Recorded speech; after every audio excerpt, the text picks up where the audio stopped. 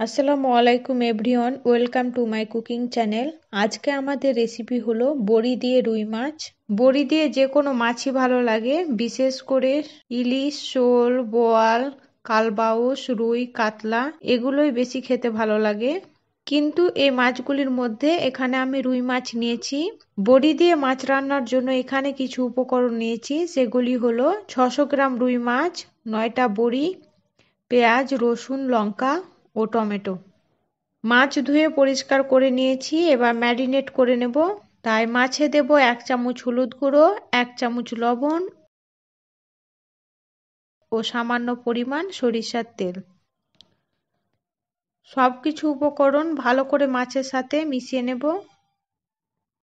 মাছ marinate করা হয়ে গেছে, এবার পেঁয়াজ, রসুন ও লঙ্কা পেস্ট করে নেব। অপর দিকে কড়াই গরম হয়ে গেছে, বড়ি ভাজবো, তাই কড়াইয়ে দেব সরিষার তেল। বড়িগুলো তেলে দিয়ে দেব। বড়ি উল্টে পাল্টে লাল করে ভেজে নেব।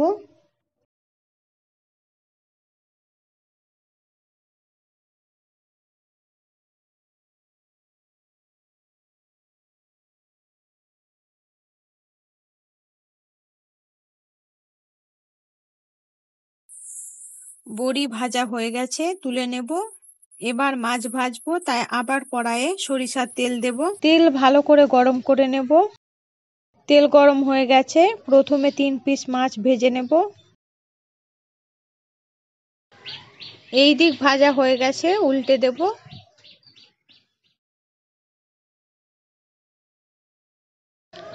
দুই দিক লাল করে ভাজা হয়ে গেছে, তুলে নেব। আবার 3 পিস মাছ তেলে দিয়ে দেব। একই রকম করে দুই দিক মাছ ভেজে নেব।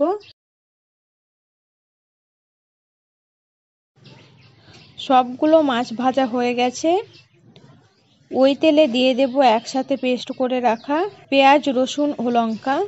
এবার দেব 1/2 চামচ লবণ, 1/2 চামচ হলুদ গুঁড়ো ও সামান্য পরিমাণ গোলমরিচ গুঁড়ো। এরপর মশলা নাড়িয়ে নিয়ে দেব 1/2 চামচ কাশ্মীরি লঙ্কা গুঁড়ো ও টমেটো কুচি। টমেটো সেদ্ধ করে নেব। টমেটো সেদ্ধ হয়ে গেছে, জল দিয়ে দেব। ঢাকা দিয়ে মশলা সহ জল ফুটিয়ে নেব। জল ফুটে গেছে, ঢাকা সরিয়ে ভেজে রাখা মাছগুলো দিয়ে দেব। এবার ভেজে রাখা বড়িগুলো দিয়ে দেব।